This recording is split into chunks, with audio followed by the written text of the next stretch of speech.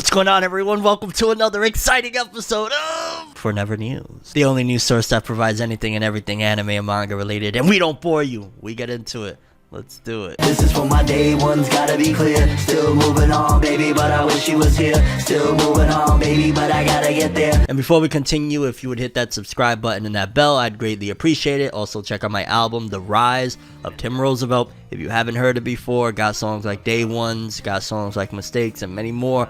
Please check it out. It's on all streaming platforms. Let's get into the episode. And first story on the docket, Berserk. Berserk. Now, in case you don't know, and I feel like I've said this multiple times now, well, many a times, but Berserk for the last few years, or since it's been returned, has been written by other people other than the original author who passed away in 2021, the late great Kentaro Miura. But before his passing, he kind of, it seemed as though the writing was on the walls to him, because leading up until that point, he started building his studio Gaga and a lot of the people, and ultimately he laid forth the groundwork for what was to come of his work. So Kentaro Miura kind of already set the seedling, so to speak, for what was to come of his legacy, so to speak. But again, the manga since its return has technically not been written by Miura, despite the fact that he did extensively give direction and overall tell the ending of Berserk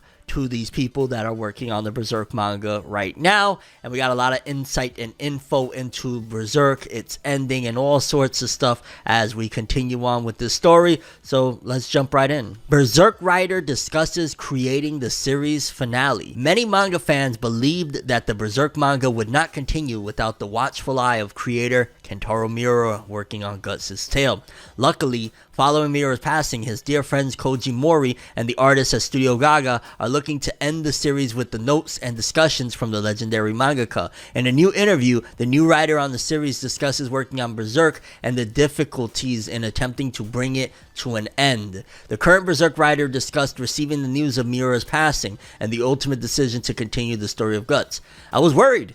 In fact, I myself was so stunned after the news of his death that I didn't even get around to reading my own manga. Even though I hadn't been working for several months, I knew that I had to publish the idea for Berserk somewhere, in the form of a novel or a book. At the time, I hadn't considered the option of resuming serialization of the manga at all. However, Miura's disciples at Studio Gaga, who had been serializing the series, said, "I'll draw the manuscript of the last episode to the end, so I want you to see it." I thought it would be impossible, but in fact, the 364th chapter, published in Young Animal number 18, September 2021, was so complete that it was hard to tell which part was Miura's work and which part was the work of his disciples. Desperate power sometimes miraculously improves people. We were asked if we could continue the series, and for the first time I had the feeling we might be able to bring it to completion. While Mori wouldn't commit as to how many more chapters Berserk has in its manga tank, the current writer did hint at the fact that he knows how much story is left for the Band of the Hawk.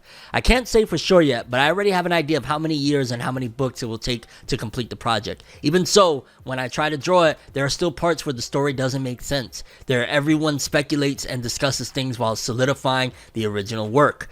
Mori then discusses how he will never be a replacement for his deceased friend Kentaro Miura.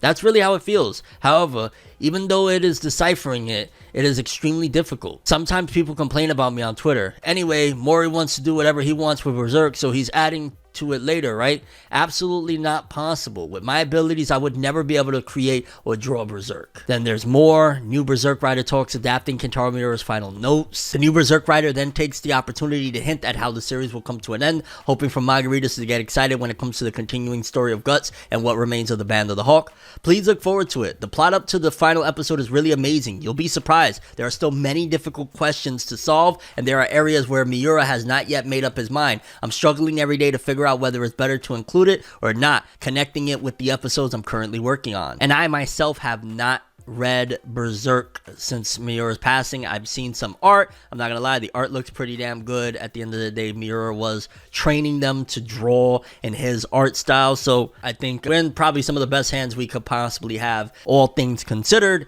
That, yeah, we don't have Kentaro Miura, but we have his people that were right by him and learned from him and know where Berserk is supposed to end and how it's supposed to go. So yeah, I guess a little bit more insight into Berserk, and I'm going to guess that we'll be here for a little bit, because I remember even in a previous interview, homie was talking about like it could take up to 10 years, or it might take as little as 10 years, something along the lines of that. So we'll be here for a while with Berserk. It's definitely not ending, I don't think, anytime soon. Could be wrong about that. But yeah, I'm looking forward to when it is over. I am going to read the entirety of everything that I've been missing out on and see what Studio Gaga brought to the table. Moving forward, we got a ton of Dragon Ball Super and Dragon Ball related news in general. For starters, when will Dragon Ball Daima premiere? Dragon Ball Daima is coming our way later this fall, and a new report has seemingly closed in on its premiere date. Dragon Ball is celebrating the 40th anniversary of Akira Toriyama's original manga series, first hitting the pages of Shueisha's weekly Shonen Jump magazine with a brand new anime project with material not seen in the previous manga or anime releases. Dragon Ball Daima features a brand new story from Toriyama himself, and fans have been eager to see what kind of new anime experience was on deck ever since it was first announced to be in the works. Dragon Ball Daima previously announced it was coming sometime later this fall, and according to the now removed reported comments, Toei Animation Latin America's licensing director Daniel Castaneda, the new anime will be premiering sometime in October. This falls in line with the rest of the fall 2024 anime schedule, which usually premieres a new wave of anime in October and running through December, but now it seems like Dragon Ball fans will get to see the new anime then. 2. It's very important to take this potential release window with a healthy grain of salt, as it has yet to be confirmed or denied, but it's an interesting listing considering how little we still know about the new series overall. There will be more Dragon Ball information on Dragon Ball Daima during the upcoming Dragon Ball Games Battle Hour, January 27th through the 28th, and hopefully that information brings us one step closer to finding out its concrete release. I'm going to guess October of 2024. If it's fall, most anime start around October. Maybe it'll be late September, but no later than early October it'll be out. Then we also have Dragon Ball author Akira Toriyama designs a logo for Kyoto City. In Kyoto City Prefecture, or Aichi Prefecture, it's celebrating the 20th anniversary as a city in 2025, and manga author and Aichi Prefecture native Akira Toriyama, creator of Dragon Ball Sandland, is aiding the celebrations by designing an adorable logo. The logo will be used to promote other municipal projects celebrating Kyoto City's 20th anniversary. And right here you can see the logo. It looks like traditional Japanese, nothing extravagant, but it's cool to get Toriyama doing it. Also, I like to note that is interesting, and obviously it's just the writer of this article and whatnot, but the way that they positioned Toriyama, they're starting to slowly but surely let the Westerners know at the very least that, yo, Toriyama has made other stuff besides Dragon Ball. Like, I'm reading this article, and when they point out he's the creator of Dragon Ball and Sandland, it's as if, like, with stuff like Sandland and the modern age in general, where with social media, if you get enough of a buzz, you can make anything sound like it's larger than life. And considering Sandland was like a one-volume deal that he made a long time ago that now has a movie and a video game and stuff like that, it's making it go from Akira Toriyama, you know, he made Dragon Ball, like, you don't really know anything else. Yeah, he made that one gag series nobody ever really watched in the West called Dr. Slump, but he made Dragon Ball, to now Dragon Ball Sandland. They get another one of his older one-shots, like I think it was Kintoki. Make that, boom, now he's the creator of Dragon Ball Sandland and Kintoki. They're learning how to expand from the viewpoint of people looking at Toriyama as a one-hit wonder, so to speak. Like, you know, he only had one hit, and to now he has multiple hits. And the same can be done with many of the other authors that, like, you know, look at Tite Kubo, for example. He actually did do this. Not even that they could do this. Like, he's went from just a Bleach guy to, oh, he made that Burn the Witch thing. It's kind of connected loosely to Bleach, but he made Burn the Witch and Bleach. You could keep doing the same thing with other creatives if they'd like. I don't think Oda, creator of One Piece, would ever want to do that. Maybe Kishimoto might want to. He tried with Samurai 8, but it was too early for that. Either way, I say all that to say that it's interesting to see that Toriyama is being recognized for some of his other works outside of just Dragon Ball.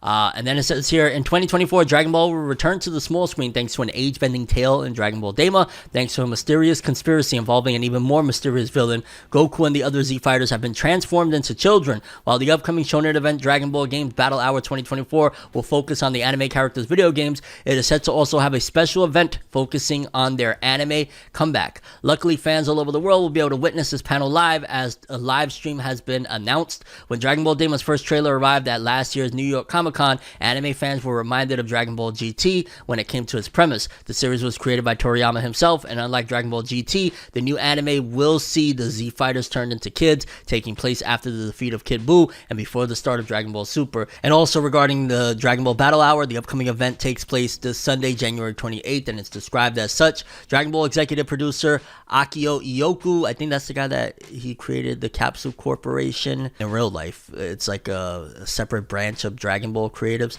will make a guest appearance at the Dragon Ball special panel. Mr. Ioku will share behind the scenes tidbits about the making of Dragon Ball Daima anime, which is scheduled for release in fall 2024, as well as other exclusive info. New artwork by Akira Toriyama himself will be displayed, so don't miss it. And yeah, sounds like they're really gearing up and revving up for Dragon Ball Daima to come in and be a big deal. Toriyama is continuing to spread his legacy of greatness, and yeah, expect more Dragon Ball epicness moving forward into this year.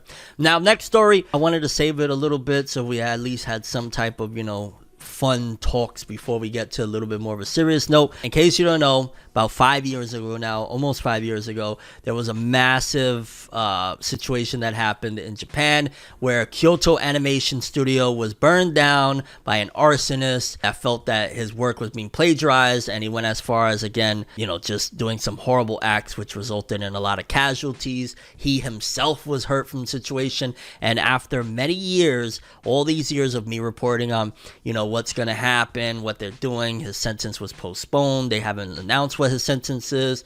They actually announced what's happening to the guy, and yeah, let's read the article so you guys can see what I'm talking about. Kyoto court sentences man to death in Kyoto Animation arson case. The Kyoto District Court handed down a guilty verdict on Thursday to Shinji Aoba, the suspect of the arson murder case that killed 36 people and wounded 32 others at Kyoto Animation, sentencing him to death. The prosecutors for the case announced their intent to seek the death penalty for Aoba in December 2023, while the defense's main argument focused on a reduced sentence or acquittal, arguing that Aoba was not in a sound mental state during the attacks. Thursday's trial focused on hearing arguments on this matter, but the judge deemed Aoba criminally liable. The Kyoto District Court started the main trial for the arson murder case in September last year, with pre-trial proceedings starting in May 2023. The court had 32 total hearings, and yeah, I'll be honest with you, I hope that this gives the, survivors and, the families of the victims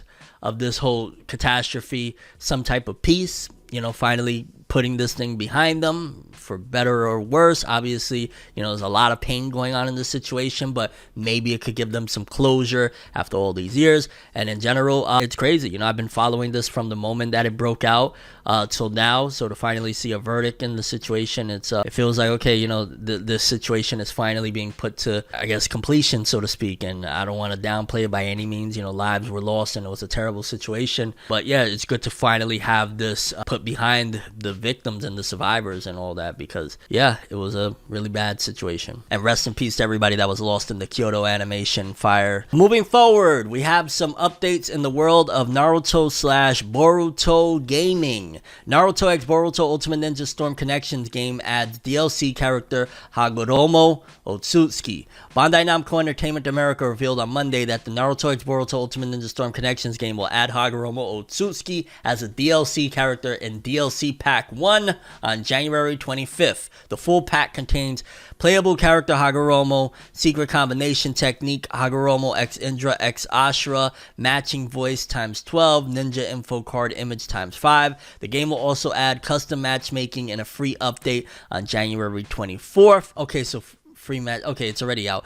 Now, I'll say this, because I actually already bought the Hagoromo DLC. I was like, all right, I'm gonna, me and my homies, we're gonna be playing that soon. Excited about it, all that jazz. So let me get in on it and let me purchase the DLC. And I'm not a big gamer, so maybe this is standard or nothing abnormal, but I was like, it was almost like $7 for this Hagoromo DLC, and I was like, really? For one character? I remember when like you could get DLC for like $1.99 and get a pack of characters or something. So, well, I guess technically this is like a newer character with his own jutsus and stuff like that, but I still found it to be a little bit outrageous for the price for this DLC. Also, the matchmaking thing that they're putting in January 24th for that is already implemented. I heard it's kind of buggy, and even more so, why is that a feature that they're adding in that should have been easily in the beginning of this game's inception? Like, as soon as this game came out on shelves, on stands, on sale, that should have been a part of it. That was really... They've made so many horrible mistakes with this game. This could have literally been the revitalization of Naruto gaming, period. And every single step of the way with this game, they have dropped the ball, from marketing, starting off like making it seem like this is just a collection game. It's a collection of all the storms. And then later on, like, oh, no, there's new stuff. And then the DLC that they showed in one of the trailers of like, oh yeah, it's coming with Ashura and Indra. You can play as Ashura and Indra. Like, if that was a big selling point. Like, whoever is in charge of the Naruto department, not even just the gaming, like, we had those 4 episodes that were supposed to come out of Naruto's childhood that literally a few days before they were supposed to premiere got indefinitely shelved, and we don't know what's going to happen with those. The people that are in charge of the Naruto marketing need to be replaced, and high key, call it what you want, I need to be brought in, okay? I got the ideas for you, fam. Whoever it may be down there in Japan, and Namco Bandai as well for the gaming department, y'all need a massive overhaul and to clean house and bring in some fresh ideas and fresh concepts for marketing, because it has been abysmal, bro. What is this, dog? Like, bringing in one Hagoromo character and feature that should have been in the game already. Like, the damage has already been done throughout the whole thing. The damage has been done. I don't know, bro. Like, I remember when CyberConnect 2 would drop a new Naruto game, whether it was Storm 2, Storm 3, Connections, Revolution, Storm 4, Road to Boruto, each and every time the people in charge of the marketing, the people in charge of it as a whole, they had their finger on the pulse of Naruto fandom, Naruto and Boruto fandom. I feel like somewhere along the way, probably even with the inception of Shinobi Strikers, they completely lost the plot. They completely lost it. Either they lost those people that knew what was going on, they're just not as involved and active anymore to understand what's going on. And forgive me that this is a rant in the middle of FORNEVER News, but I just got to be honest with you. The people in charge of marketing Naruto products, Naruto everything, are horrible. They just don't know what they're doing. Shinobi Strikers should not have been the flagship Naruto title from 2018 until doubling back to Storm for Storm Connections, which was a half-baked game to begin with. What the hell is going on? Shelving these 4 episodes of Naruto OG at the last second. That would have been great marketing for Storm Connections. What are they doing with those? What is going on here, fam? What is going on? I don't know. I could literally, and it's not me using hyperbole when I say this, but they have just been atrocious, dog. From every little piece I can mention of, the Boruto manga, them keeping people in suspense on whether or not Kishimoto was the one writing it, never officially crediting him as a writer of the Boruto manga. Every step of the way since the Naruto manga, and not since Naruto manga ended, because there was still a few good years after Naruto manga ended. The anime was still kind of kicking with Shippuden. We had a couple of good movies. The Storm Road to Boruto was pretty cool, but somewhere along the way, they lost it, and they need to figure it out, because this is outside of Dragon Ball, and as recent with One Piece exploding outside of Japan, Naruto is that dude. Like, Naruto is a conglomerate, and it's a conglomerate that they just are like, I don't know, I don't understand any of these moves. Even with the Boruto manga, like, I accept what they're doing with the Boruto manga of kind of making Naruto and Sasuke no longer relevant, because it's Boruto and Naruto's story. But it's, come on, son, come on, what are we doing here? Like, I feel like that aspect of it is that they're trying to hold out, so eventually when Naruto and Sasuke do return, it's a very big deal. But as a whole, like I said, from the anime to the manga, the Minato one-shot that came out, why didn't they put out another one-shot or two of some other stuff and collect it in a volume? Maybe that's future plans.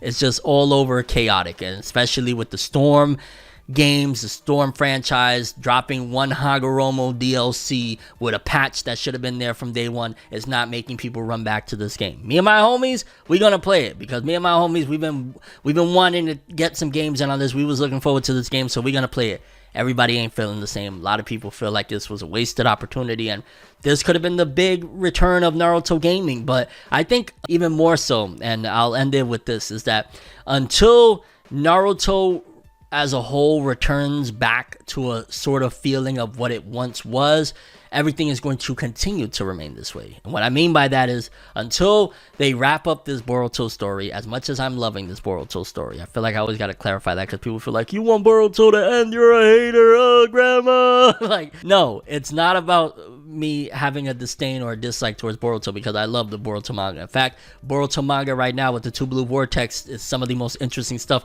of the entirety of the story. It's really freaking awesome. I'm really enjoying it. It's great. The problem is that as a whole, the foundation of this was built on Naruto, and until we have a full-blown Naruto ride again, whether it be, Boruto comes to an end and they decide, let's not do manga, let's do a brand new Naruto anime, similar to what they're doing with Dragon Ball Daima, or something along the lines of Naruto being the helm of the source of the entertainment, we're gonna be stuck in this weird limbo of they don't know if they want to promote Naruto or Boruto. At some given point, you better believe, and I'm gonna call it, as much as I love Boruto again, they're going to cut out the Boruto stuff once Boruto is done and they go back to Naruto. It'll be back to just Naruto. They're using Boruto because the manga is going on right now and they're kind of committed to it. I bet 1,000,000,000% they regret that very first page or the very first couple of pages where they showed future Kawaki and future Boruto, because they kind of solidified and locked themselves into the situation that until Boruto concludes its story, this is what we're in store for. We're half-assed Naruto games because they can't really justify putting the full force because Boruto isn't as liked and isn't as popular, so they don't see any IOR with it to really go the extra mile of putting all the bells and whistles because it's not Naruto. So when Naruto returns and Naruto has a new anime or a new manga and Naruto is really the spotlight and not Boruto, we will probably have everything worked out. But for now, it's like, because it's technically a Boruto ran franchise at the moment, they're just throwing whatever. Here's Hagoromo and one patch and go away. Like, huh? This is supposed to be Storm Connections, the amalgamation of every CyberConnect 2. I hope y'all cooking and I hope y'all figure some shit out because it's getting cray out here, mate. Moving forward in other gaming related news, a game that I actually have been very much so invested in and been having an absolute blast playing, Palworld. If you haven't heard about Palworld, essentially one of the biggest things that has been driving it is the fact that it is very reminiscent of Pokemon. If you've seen any little trailers of some of the characters that you gotta capture or whatnot, the pals, they look kind of like Pokemon. And absolutely design-wise, sure, they do look like that. But if you played Palworld, then you would know that it kind of plays in its own way. It kind of feels like a mixture of like Monster Hunter. I get like Monster Hunter vibes. Yeah, the characters kind of look like Pokemon, some of them or whatnot, but it's just freaking incredible. I'm having so much fun with it. And Palworld, well, for starters, it has I think it sold 8 million copies in Steam in less than 6 days. That's freaking phenomenal. Like, what? Something that people are calling a Pokemon ripoff. I don't know. I'm loving Palworld too much to let the slander go by. But the Pokemon Company released a statement regarding possible IP infringement involving new game, because there's been talks that the Pokemon Company have been after this Palworld thing, like, yo, they're claiming basically like, yo, you're ripping us off. The Pokemon Company actually, seemingly from what I've been hearing, have been looking at going after them, but they can't because they've been told that they don't have a case, because at the end of the day, despite it being reminiscent of Pokemon, it's still its own thing.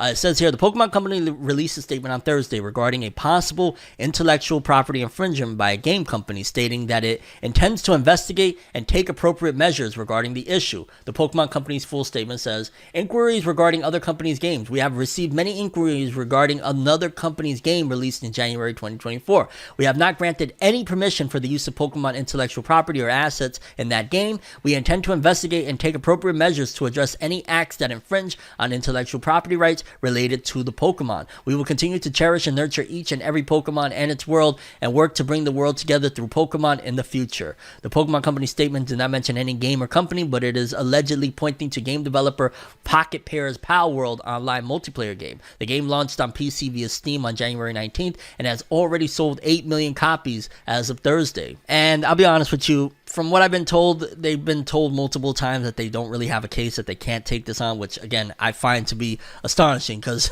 you would think that, like, if you looked at Palworld, some of the characters, like, yo, those kind of look like, you know, I look like an Eevee, what's going on here? But regardless of what, I'm gonna stand on that. I hope this situation gets resolved without Palworld going down, okay? Because, like, Pokemon Company in 25, 30 years, however long y'all been around, y'all never delivered a game like Palworld to me. And I'm having a blast with Palworld. I don't know, I'm a few hours in, and it's so much fun. And, yeah, we'll see what happens with this situation, but I just hope whatever comes from it isn't that Palworld has to shut down or something. It's like, no, don't take my damn Palworld, But we shall see. Moving forward, Studio Bones takes on Webtoon with new original series. It's been a minute since we've heard, like, a Webtoon making major moves. I feel like the Webtoons experiment didn't necessarily go according to plan. I remember it was about, like, around the time of the pandemic, maybe a little bit before that, where Crunchyroll was announcing all these partnerships that they had with Webtoon and all these anime that we're making with them. The God of High School, the Tower of God. There was a couple of other ones that they had in the works, but after a lot of those didn't really hit, the Tower of God, people said, were rushing things. God of High School, people said, literally was just fighting and no plot because of them rushing things. There was like one or two others that they tackled, and since then, I think we have, Solo Leveling now? Which, is Solo Leveling Webtoons or Manhwa? I forget, or is it both? But either way, Webtoons really hasn't been in the news as of the last, I'd say, year and some change, after those anime didn't really do what probably they had hoped and expected those anime to do, considering they had very popular manhwa or webtoon counterparts. But it seems as though Webtoons is back up here, because it says here, it seems Webtoons are getting bigger by the day. From major publishers to indie artists, the world of webcomics has it all. Now, I wouldn't go that far. Also, their monetary gain for people that are trying to make a buck off their, works.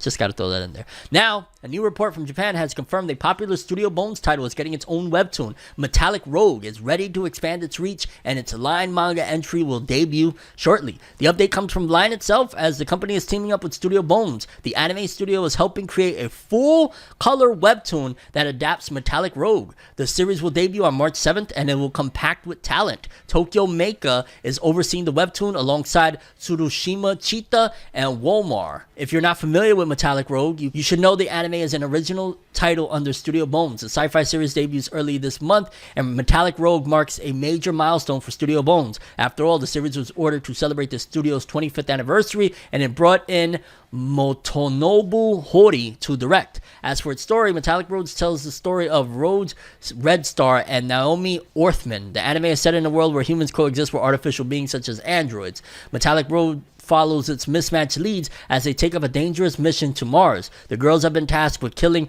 9 rebel androids called the Immortal 9, and as you can imagine, the mission goes south before long. Currently, Metallic Rogue is streaming on Crunchyroll. I've never even heard of it, or if I have, it completely escaped me to check it out.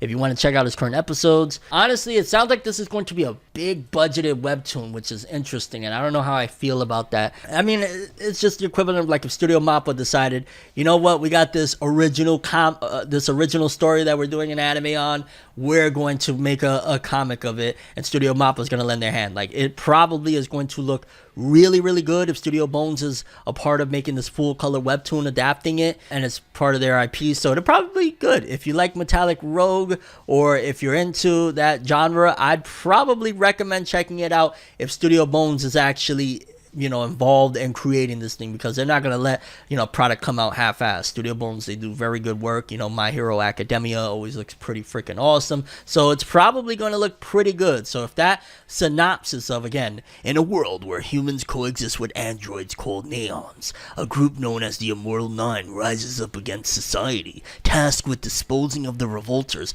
and Neon named Rogue Red Star, aka Metal Rogue, and investigator Naomi Orthman head to Mars to track them down. But first, Rogue wants some chocolate. Yeah, I don't know.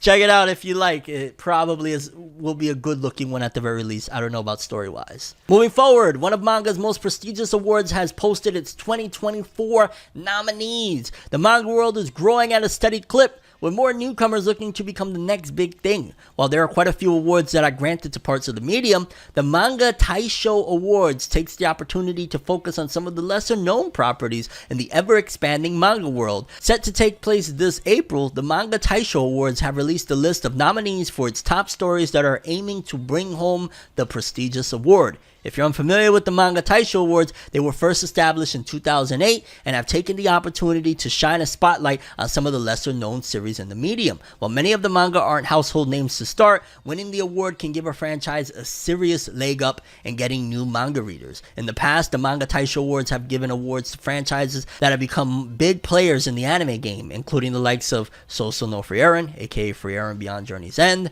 Golden Kamui, Beastars, and Chihaya Furu, which I've heard of all of them, and I've watched 3 out of 4 of them. I almost watched Chihaya Furu, but I watched season 1 of Beastars. No, I watched 2 seasons of Beastars. I watched both seasons of Beastars. Second season was there's my little review of Beastars. Second season was Ta-da! No. Golden Kamui, I watched first season. That was pretty cool. And Beyond Journey's End, I'm still going to keep up with that one. I'm a little bit behind now. I'm probably like a handful of episodes, but I liked what I watched. It was really chill. With this recent list of nominees, it will be interesting to see if Manga Taisho is able to once again gain a boost of popularity to the winner of said award this year. And the nominees for the Taisho Awards, which again, this could be something big for any of these. Akane Banashi, written by Yuki Suenaga and illustrated by Takamasa Moe. That already has Steam in Japan, so you add a little bit of a win right here. That'll be big. Onna no Sono no Hoshi, I probably heard of that one, and that's by Yama Wayama. Gekiko Kamen by Takayuki Yamaguchi. Draw This Then Die by Minoru Totoda. Goodbye Eddie by Tatsuki Fujimoto. Oh, that right there.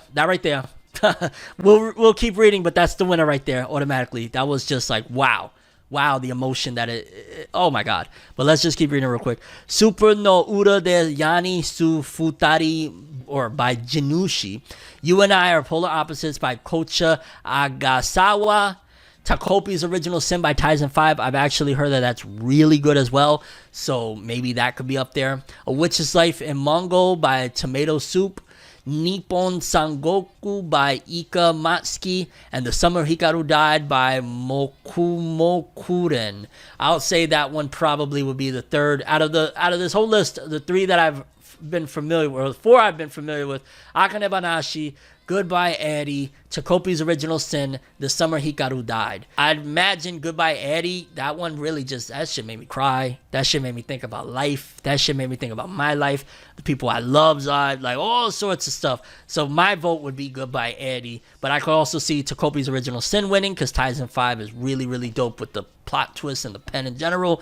The Summer Hikaru Died is selling very well. I haven't checked that one out, but I've heard good things. And Akane Banashi has been getting a lot of acclaim and selling pretty well as well. But my vote is Goodbye Eddie. Tatsuki Fujimoto really, he made a grown man cry. We'll see. Next up, we got a little bit of updates on Rurouni Kenshin. I believe this is in regards to the upcoming Rurouni Kenshin, or the new Rurouni Kenshin anime and its upcoming season. It says here, Rurouni Kenshin Kyoto disturbance announced. Rurouni Kenshin isn't the only manslayer on the anime block, and in 2024 the former Batosai is going to be reminded of that fact. While the second season for the rebooted anime was already confirmed, the Kyoto disturbance has already released a new trailer to give fans a closer look at the arrival of Shishio. If you don't know about Makoto Shishio, you don't know everything there is to know about epic villains in anime. Go watch the Kyoto arc of Rurouni Kenshin with Makoto Shishio. Oh my god, and they're remaking it with updated art and animation. Not that the original was bad by any means. The original was incredible, but wow. The original Kyoto arc in the action-packed series is considered by many fans to be the best storyline of the series, and the reboot will have a lot to live up to when it takes on the story this year. 110%. Like, that is one of the best stories in shonen anime, period. In shonen, period. Like, it's a freaking amazing story between Batosai, Kenshin reflecting on his past and who he's trying to be now, while fighting this freaking nut job. Makoto Shisho with the band. Oh my god, you gotta see it for yourself. I didn't do it any justice with my little half-ass explanation. Rurouni Kenshin, the Kyoto arc is just wow. The initial Kyoto arc saw Kenshin gathering his allies and heading to the locale to take down his fellow Batosai. Unlike Kenshin, Shishio suffered severe burns thanks to his deadly career and thus is clad in bandages. But despite this fact, is still a deadly opponent facing the anime protagonist. Unfortunately for Kenshin and his friends, Shishio has plenty of allies of his own. Brought to life by Liden Films, the second season of the reboot has yet to reveal a release date, but fans can expect to land this year. While Netflix has found success in creating live-action adaptations of the likes of One Piece and Yu Yu Hakusho, Rurouni Kenshin might be the king in this department. Yeah, to this day, Rurouni Kenshin still has the best live-actions, period. Releasing 5 films in Japan that will find their way to the global market. I've only seen 2 or 3, and the 2 or 3 that I saw were great. The anime movies are touted by fans of how these adaptations can be done right. Yeah, 110%. The times are starting to flow once again. Get ready for Rurouni Kenshin Kyoto Disturbance. Production confirmed, coming 2024. And yeah, if you love Rurouni Kenshin, this probably be worth a check out, see what it looks like in, modern art and animation.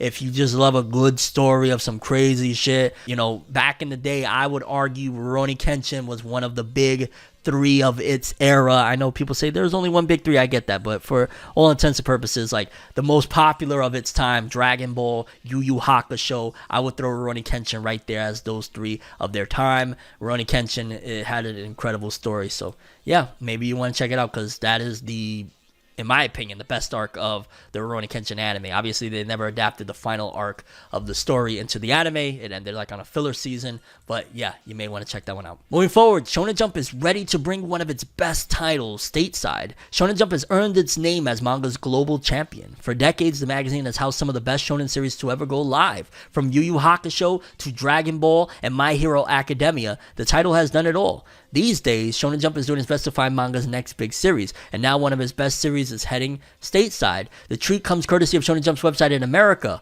Manga Plus debuted several years ago in a bid to revolutionize how manga is read stateside. With hundreds of series in tow, Manga Plus is a go-to reading tool and is adding No Name by Rafal Jockey. If you have not heard of No Name, don't be surprised. The series debuted last year after Jockey, who helped pen Cyberpunk Edge Runners. Ooh, I heard that was good. I saw like the first couple episodes. It was decent. Began writing scripts. With help from artist Machine Gamu, the manga won a prestigious honor from Shonen Jump that promised it serialization. The Nordic action series became a hit, and No Name is now coming to Manga Plus. If you have not heard about No Name, its rise to fame is wild. The series began humbly under Jockey and Machine Gamu using Shonen Jump's creator platform. The series became very successful, which prompted Shueisha to pick up No Name in an official capacity. Yo, anything could happen, fam. Anything could happen. As for the series itself, No Name is set in Northern Europe in a world where a person's name gives them supernatural powers. The government dictates those names, but when a child goes missing, officials are unusually eager to track them down. No Name sends out its leads to find the missing kid, and some hard truths are revealed along the way. At last, Manga Plus is ready to bring... Yo, this No Name thing sounds type gas. I'm not gonna lie. What am I checking it out?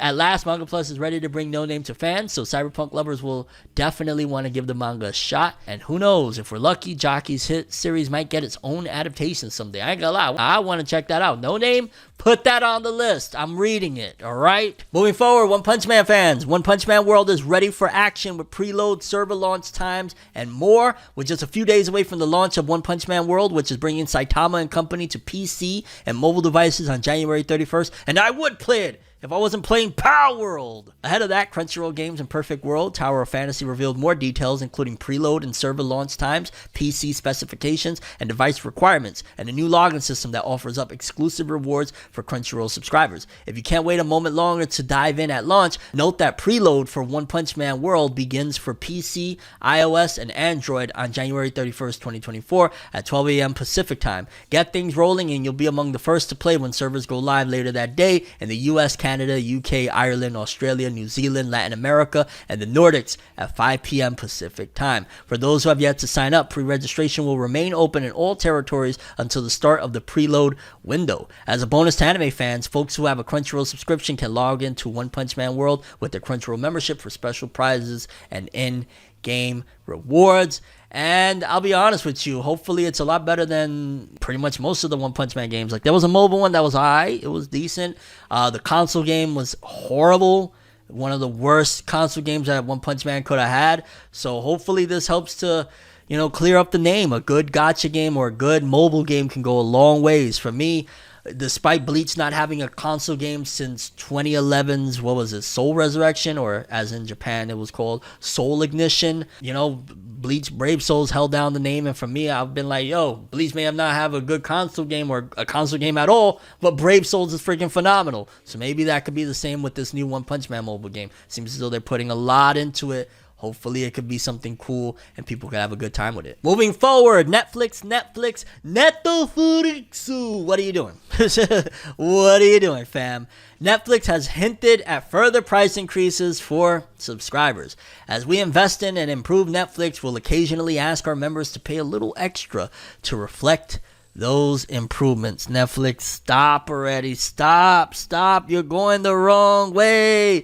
I mean, is it just me or is it solidified that we are not even far off? We're not that far off from cable TV returning via streaming platforms. Like, how much longer? What, another 5 or 10 more years? Let's just say 10 years to be solid, where it's going to be pretty pricey to get one of these streaming platforms. If we are doing multiple price increases every single year, and by 2030 it's going to probably be 70, 80, maybe even $100 to get Netflix. And maybe I'm highballing it, maybe, no, it's not gonna, it might be somewhere that, even if it's, let's just say $50, let's just say Netflix makes its way in the next 10 years, which I do think it'll be more than that, but let's just say $50, and let's just say all the streaming platforms follow suit.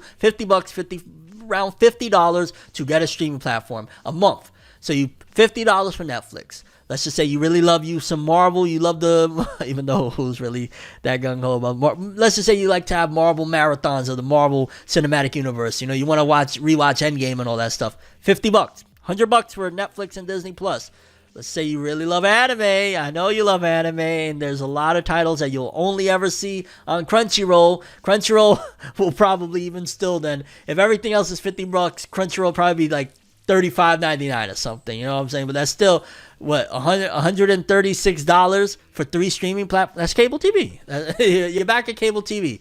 Netflix, y'all are destroying it. They're enforcing the ads now. We're getting to a point where here soon, you're not going to have a choice to not have ads, because advertisement, of course, brings in loads of freaking revenue that otherwise wouldn't have been there. So pretty soon, even if you're paying the highest package, you're paying, let's just say, what is Netflix's highest package right now? Like 20 something bucks, right? $25. Yeah, $50 over 10 years. No, we're going to be well over $50 in 10 years. But, even at that point, they're going to start eventually implementing ads and all, and pretty soon you won't be able to evade ads. Pretty soon ads is going to be standard, which again brings us back to cable TV. You know what I'm saying? Even if you have the choice, let's just say, because with cable TV, technically, you could only watch when they would put the episodes on. This one, you have still full access. I can watch what show I want, what movie I want, when I want. But now I got commercials in all of them. That's going to be the norm, and it's going to be pricey, and it's going to be pretty soon where a lot of these conglomerates won't be able to compete. There's still Max, HBO Max, now just known as Max. That's a pretty big one. They got a lot of really cool stuff. I watch all the time. Curb Your Enthusiasm on there. So what? If I want these 4 streaming services, I'm looking at close to like $200, maybe even more, depending on what. Come on, dog. Come on. Netflix, you're taking us down a dark road, and what'll happen is just something else that is similar to streaming will come along. It'll shatter the illusion that they have with this thing, where we'll be paying like $3.99 for whatever service comes out at that time, and then it'll be the end of this new age cable TV yet again. That'll be in the form of apps. And come on, man. This is ridiculous. Stop, Netflix. Stop. Moving forward, we got a couple of pieces of Jujutsu Kaisen news. Jujutsu Kaisen announces new Sanrio collaboration. What the hell is Sanrio? Jujutsu Kaisen has its fair share of levity, but the series is one that is mired in darkness, which makes its upcoming Sanrio crossover all the more surprising. The new crossover that was recently announced isn't the first time that the likes of Yuji Itadori, Nobara, Megumi, and Gojo have teamed up with Hello Kitty and, oh god, really? What is it with Japan having shonen dump title is crossing over with Hello Kitty. They must be like, they must belong to the same company or something, because I remember there was like Hello Kitty crossovers in Naruto Storm, like you could get Sakura Hello Kitty DLC. What are we doing here? To get fans hyped for this wild crossover, new images have arrived that see the most popular teacher at Jujutsu High with one of the most adorable Sanrio representatives. My god, I honestly don't even almost feel like reading the rest of this. Like, Jujutsu Kaisen X Hello Kitty? No. That's right there. There's no way you're going to tell me anything other than that that's a quick cash grab. What the hell? Like, that's right now. If I just started, I don't even know, recommending like different types of something that is just completely unrelated to anything you could possibly care about, and I'm just recommending these products, you're going to be like, what are you doing? What are you talking about, dog? We came here for this, and you know what I'm saying? Like, you're so far out. Like, Hello Kitty? Hello Kitty? Who is coming and watching Jujutsu Kaisen and thinking about Hello Kitty? And I know there's probably a section of female fans, but even then, like that, no. I don't want Gojo with Hello Kitty. I don't want Yuji with Hello Kitty. I don't want Sukuna with Hello Kitty. Jujutsu Kaisen director's Ninja Kamui anime releases official trailer. Shortly after confirming the February 10th premiere of Ninja Kamui over the weekend, Adult Swim released the trailer for Jujutsu Kaisen director Sung-Woo Park's latest project on January 22nd. In addition to Sung-Woo Park as director, the Ninja Kamui anime features character designs by Afro Samurai's Takashi Okazaki and animation production by E&H Production and Sola Entertainment. Adult Swim describes the anime as Ninja Kamui follows Joe Higan, who is a Nukanin, a former ninja who escaped his clan and is hiding from his violent past in rural America with his family. One night, he is ambushed by a team of assassins from his former organization who exacted bloody retribution on Joe and his family for betraying their ancient code. Rising from his seeming death, Joe will reemerge as his former self, Ninja Kamui, to avenge his family and friends. Kamui is a 21st century ninja, a shadowy anarchism who pits his ancient skills against high-tech weaponry with brutal finesse. He must face off against trained assassins, combat cyborgs, and rival ninja to bring down the very clan that made him. And I ain't gonna lie, I think I seen the trailer of it and it actually looked pretty dope. So shout outs to the homie that did Jujutsu Kaisen. He is putting in his foot and making sure that this ninja assassin anime is looking proper. Ninja Kamui. Moving forward, pretty cool little tidbit I wanted to share regarding Black Clover. No, it's not the anime returning. No, it's not anything happening with the manga, but a really expensive Black Clover statue is on the market, and I figured I'd share because it looked really cool, and well, Black Clover really doesn't get much news nowadays. So yeah, it's an Asta in his demon form statue, and it looks freaking epic as hell, but it's very expensive. Black Clover Asta's epic $600 statue redefines magic. Black Clover fans have been experiencing the story of Asta for years, but at present are waiting on word of the return of both the manga and anime. Despite not currently releasing new chapters and anime episodes, the Shonen series remain beloved in the anime community thanks to the wild magical powers and characters created by mangaka Yuki Tabata. Luckily, a new Asta statue from Prime One Studio is recreating the anime protagonist. Pre-orders are currently available for the wild new statue with a release window set from April 2025 to July 2025. Okay, yeah, we ain't pre-ordering nothing. That's way too long of a wait for me. As far as for, like, you know, a statue. The statue itself arrives with both a regular edition and an exclusive bonus edition, with the former retailing for a little under 600 USD and the latter retailing for a little under 7. Jeez Louise. Here's how Prime One Studio describes the upcoming Asta statue. Our talented artisans take joy in bringing you this 20-inch tall recreation of Black Asta, a form that he later attains as he becomes strong in the series. Tapping into his full potential and pushing his anti-magic abilities to their limits, Asta now takes on a formidable form, granting him only increasing strength and speed, but also the ability to fly as portrayed by the single obsidian wing. As anti-magic courses through his body, part of his hair also turns black, as well as gaining a horn on the right side of his head. Okay, we if you know Black Clover, you know this. The exclusive version adds a swappable head part featuring a shouting Asta as he channels his powers, and I ain't gonna lie, it's very pricey and it's a long wait, but if a company want to send one to me to review, I will take it. No. And pause on that. Moving forward, Invincible Season 2 Part 2 premiere date confirmed. Finally! That first part was so good. Invincible Season 2 is finally coming back for new episodes later this year, and Prime Video has finally revealed the premiere date for Invincible Season 2 Part 2. Invincible returned for Season 2 late last fall and kicked off a brutal new arc for Mark Grayson and the rest of Earth following everything that happened in Season 1. As the season's first 4 episodes revealed, it's going to be a long and tough road for Mark that he really won't have time for. Thankfully, it's not going to be much longer before we see the animated series return. Invincible fans have been waiting for more of Season 2 since Part 1 ended its run last year, and now new episodes will be coming our way this March. Prime Video announced that Invincible Season 2 Part 2 will premiere its first episode, Episode 5, on March 14th. Much like the first half of the season, Invincible Season 2 Part 2 will be airing on a weekly basis, so I'll wait till it's over to marathon. Well, I don't know, maybe. I enjoyed the marathon that I did last time. And yeah, I'm looking forward to it, because the way Season 2 Part 1 ended, it was like, where do we go from here? What the hell are we doing? You know, it was freaking crazy. So I'm very much so excited. And yeah, there's the release date for Invincible. God, I love Invincible. It's so good. Then here we got some JoJo's news. JoJo's Bizarre Adventure reveals Lisa's official stand. Stands might have gotten their start in Stardust Crusaders, but there were 2 storylines that helped kick off JoJo's Bizarre Adventure's surreal story. Phantom Blood and Battle Tendency introduced the likes of Jonathan and Joseph Joestar respectively, having the anime protagonists rely on the power of the ripple rather than stands during their adventures. Now, thanks to a manga spin-off, one major character from Joseph's tale, Lisa, has gotten a stand of her own, as the series details what the ripple aficionado can now do. That's crazy, yeah, because stands wasn't invented until Part 3.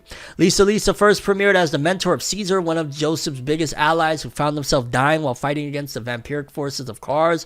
Assisting Joseph in learning how to harness the power of the ripple better, the supporting character wouldn't return in any of the future arcs of the beloved franchise. Luckily, JoJo's Bizarre Adventure has become such a hit that spin-off series exploring the past lives of many ancillary characters have been arriving fast and furious. Outside of Lisa, the spin-off manga and light novel tales have focused on the likes of Iggy, Whole Horse, Kishibe Rohan, and many others.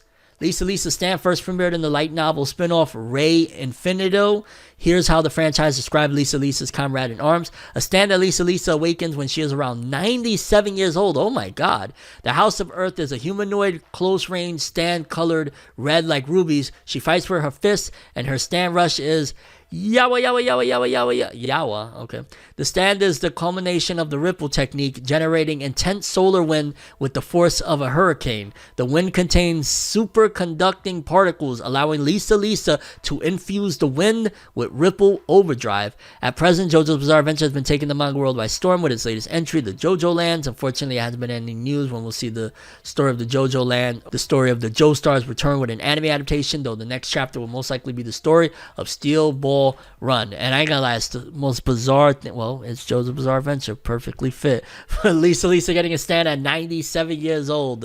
Yawa, like, alright, I'm here for it. Why not? Then we got a bunch of extra stories here. For starters, the first Slam Dunk film earns 130 million yen in one-day revival screenings in Japan. The first Slam Dunk, the new anime film from Takahiko Inoue's Slam Dunk basketball manga, earned about $881,569 in its one-day revival screening on Tuesday in Japan. The film has now sold about 10.95 million tickets for 15.8 billion yen, about US 107.4. Oh my god, over $100 million. The film's revival screenings were held at 107 theaters and 47 prefeatures. The film also had IMAX and Dolby Cinema screenings. The film is the 13th highest earning film of all time in Japan, surpassing Hayao Miyazaki's 2008 film Ponyo on the Cliff by the Sea, which sold 15.5 billion yen, about $105.8 million. The first Slam Dunk is also the 7th highest earning anime film in Japan.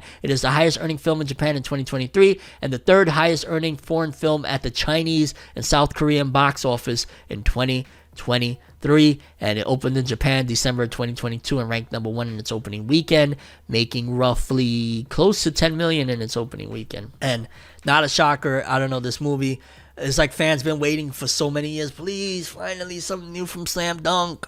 Well, there you go. Then another story, One Piece anime Zoro voice actor Kazuya Nakai narrates anime of Eiichiro Oda's Monsters manga. The official website for the Monsters 103 Mercenaries Dragon Damnation anime announced on Monday that Kazuya Nakai is narrating the anime and voicing the character Dragon. The surprise announcement comes on the anime's premiere date in Japan on the Netflix and Amazon Prime video services. That's kind of cool. Why not? You know what I mean? Shout outs to the homie. Then we got here news, Dragon Ball Daima special panel and Kageyama. Oh shoot, Hironobu Kageyama. He's the singer of Chala He Chala, Chala He Chala. He wow. Okay, he's gonna be doing a live performance. I want to see that really, really badly. Yeah, wow. Okay, that's freaking awesome. And then also just a quick one. The voice actress of Luffy, Mayumi Tanaka, will appear in the TV drama Tigers with Wings as an actor. This is the second time in her career that she will appear in a drama as an actual actor and not just a voice actor. Kudos to her. She looks like she's having fun in it. Why not? But I think it's time we slow it down and hop to the weekly Shonen Jump author comments of the week. We got those in. So let's start off with Undead Unluck, Yoshifumi Tezuka. We've gotten to 4 years thanks to all of you. Thank you so much. I'll do my best once again this year. And I remember it felt like Undead Unluck was going to end probably like a year or two ago. So I'm shocked that it's still going. It felt like in 2022 it was, from what everybody was telling me, it felt like it was going to end. The fact that it's still going and it got an anime. The anime looks great. The anime is great. That's awesome. Kill Blue, Tadatoshi Fujimaki. There was this Rock the Jump project and I totally missed the deadline. And I had a good idea too. Takamasa Moe, Akane Banashi. I went to my parents' house for New Year's and my old room has been turned into my dad's workout and gaming man cave. That's what we do, fam. Once we done with the kiddos, bro, we got our man cave. Let's go. Hitsuji Gondaida, Mission Yozakura family. This year I got a tea advent calendar. The tea was easy to drink, so I loved it. Eiichiro Oda created One Piece. I can't believe they're making an anime out of a one-shot I did while I was young called Monsters. I'm so spoiled. You are spoiled. You get everything you want, Oda. You can walk butt naked into Jump and be like, hey, look at me. And they will be like, Oda sensei. We got Sakamoto Days creator Yuto Suzuki. Thoughts and prayers to everyone suffering due to the disaster. I pray things that will return to normal as soon as possible. I'm imagining he's referring to the earthquakes that happened in Japan. Condolences. We got My Hero Academia, Koihei Horikoshi. He said, check out Let Go, the song by Hazem El Komi on YouTube. It's a pretty awesome record. I really love it. Okay, we'll check it out. Let's give it a go. Play the song, Chris. It's by Hazem El Komi. I think it's Let Go, Let You Go. Let's see what he's talking about. I've been loving you from afar. It's kinda hard trying to keep it close, but it's bittersweet, making me lose sleep, trying to make you see what you mean to me. Living in a fantasy, living in a fantasy. That's my homie. Go check out his song. No, here's Koihei Horikoshi's real comment. My thoughts are with everyone who suffered from the disaster. I'll do anything I can. Again, condolences to everything that happened with the earthquake. Blue Box, Koji Miura. Thoughts and prayers to everyone hit by the Noto Peninsula earthquake. Hoping for a quick recovery. Gege Akutami, Jujutsu Kaisen. Simple domain isn't neutralizing the curse itself, so thinning it out might have been the wrong word choice. Ever so complex world of Jujutsu Kaisen, folks. New Age Exorcist Kota Kawai. My heart goes out to everyone hit by the earthquake. I'll do anything I can to help. Shadow Eliminators Kento Amamiya. To everyone hit by the disaster, my thoughts and prayers. Witch Watch Kenta Shinohara. Thoughts and prayers. Green Greens Kento Terasaka. My first fighting game and I got master rank with Luke. Time to go meet some more even stronger guys. Elusive Samurai Yusei Matsui. I double checked and I already forgot 3 scars in this week's chapter. Well, they'll all be healed by next week. Miraboko. That's still going. Interesting. Shuhei Miyazaki. I received the Mando Kobayashi Manga Taisho 2023 award. I look like a weirdo accepting it, so please check it out. Miraboko, I feel like it should be as big as Gintama was, or maybe not as big as Gintama, but it should get more recognition because it's been trying to be the Gintama of this generation. It just hasn't worked out. I think maybe the lack of serious storytelling maybe is what holds it back. But again, I'm not all the way caught up, so who am I to say? Kagurabachi Takeru Hokazono. I got some chutoro tuna and slices of taku and pickles and made a simple toro taku, but it was better than the real thing. Salute Kagurabachi. Let's see how much long. I ain't gonna lie, I wanted to win at this point. I hope Kagurabachi sticks around for the long haul, but we'll see. Cypher Academy Nisio Isin. Thank you to everybody who participated in the Cypher exam project. I'm sending this issues paid to the Noto Peninsula Earthquake Recovery Fund. I respect that. Two on Ice, Elk Itsumo. My thoughts are with everyone hit by the earthquake. Master or Martial Master Asumi Kawada. Thoughts and prayers to everyone in the earthquake. And last but not least, Mama Yuyu by Yoshihiko Hayashi. My favorite anime opening themes are from Re, Cutie Honey, and Musashiden 2. And Kill la Kill second season. Kill la Kill was awesome. And yeah, those are the weekly Shonen Jump author comments. Let's wrap this bad boy up, though, with the top 50 best-selling manga of the week, courtesy of Jose_Care. We got 50 through 41. Let's see here. Okay, we're looking interesting. We're starting off with One Piece, volume 107. In 74 days, 1.5 million copies, 11.5 this week.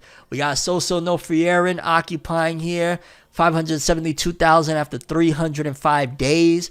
Jujutsu Kaisen volume 23 in 194 days, 1.5 milli. That's freaking fire. Soso no Frieren again. Oh my god, there's quite a few Frieren volumes. So we got Soso no Frieren volume 8, volume 5, and volume 7, all selling about 11.7 to 11.8 thousand a piece. We got Dragon Quest Dino Daiboken, Yusha Avanto Goku and no Mo, with 11.8 this week. I think that's the spinoff about the, his sensei, Dai Sensei, and what is it, Pop? I forgot. I want to say it's Pop.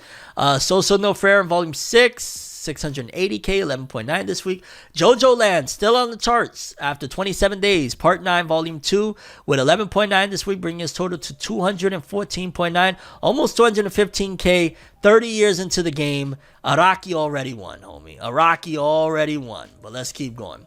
Places 40 through 31. Chainsaw Man. In 42 days, 333,337 copies for Volume 16. Salute to Chainsaw Man. I just want to show love to it because I'm very excited for the Reze film. I ain't gonna lie. When my Reze Swan, my Reze Dono, my Reze Kun. I'm here for it. All right, I know I sounded like a little weeb there for a moment. I had to let it out. Shout out to Reze and shout out to Chainsaw Man. Soso no Frieren again on the charts. Volume 11. 12.3 this week, almost 550k. What else we got here? Togen Anki looks straight up like Blue Lock, I'm gonna be honest with you. No shade. I just got confused for a moment there.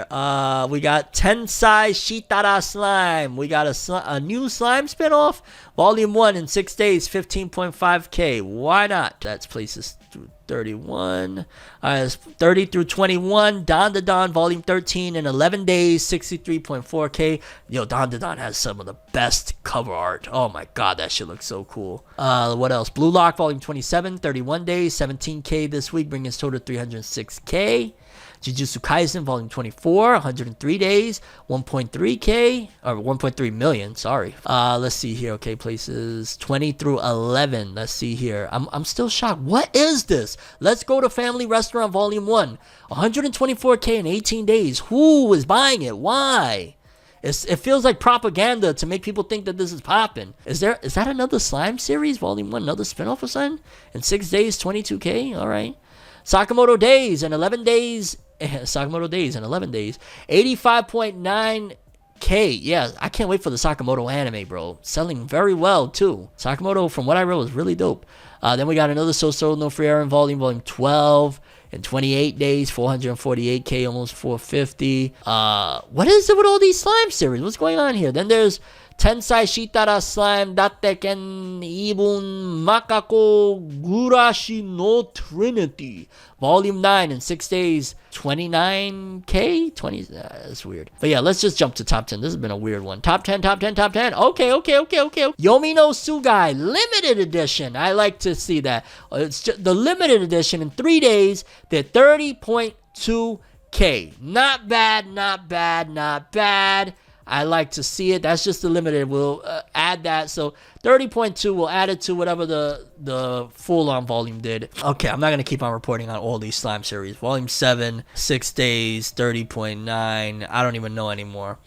Tensai Shitara Slime Datteken Volume 25. Is that the official slime series? What is all these slime series? 31k this week, 39 total.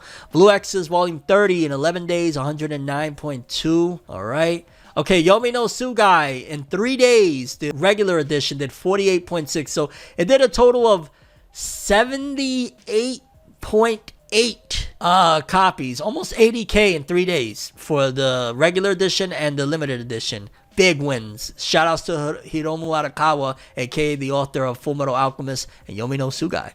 And also the other work that I thought it was over. The Heroic Legend of Arslan, Volume 20 in 6 days, 83k. Yeah, I think Hiromu Arakawa does the art and somebody else does the story for that one, if I'm not mistaken. Salute to Hiromu Arakawa getting that bag. Then we got Jujutsu Kaisen Volume 25 on its second week. Ave Maria, yo no puedo creer todo esto año el Jujutsu. Okay, let me stop. 250.5, breaking 1 million in 11 days. Jeez Louise. And you think Jujutsu Kaisen is ending soon? Ha! 1,023,000. Crazy. But coming in at number 1 in 6 days, the latest volume of the, I guess this is the official slime series, Tensai Shitara Slime Datteken, 258.2k in 6 days. That's crazy, but the biggest win right here, bar none, Kaisen Gege Akutami, over 1 million in 11 days. Only One Piece is capable of doing that, nothing else. Big, hold on. Big wins, big wins. But yeah, people, that's all we have for this episode. I'm Tim, and as always, people, have an awesome day. And remember the golden rule, anime and manga for life. Have an awesome day. You guys just watched another episode of FORNEVERNEWS. Make sure to subscribe, hit that bell, and check out my album, The Rise of Tim Roosevelt, out now. Peace. Action. Maybe you can see when I'm moving. Never can I lie to the beauty. Never can I hide what I'm doing. Maybe our love is a movie. Maybe our love is a movie. Maybe our love is a movie. Never can I hide what I'm doing. Maybe our love is a movie.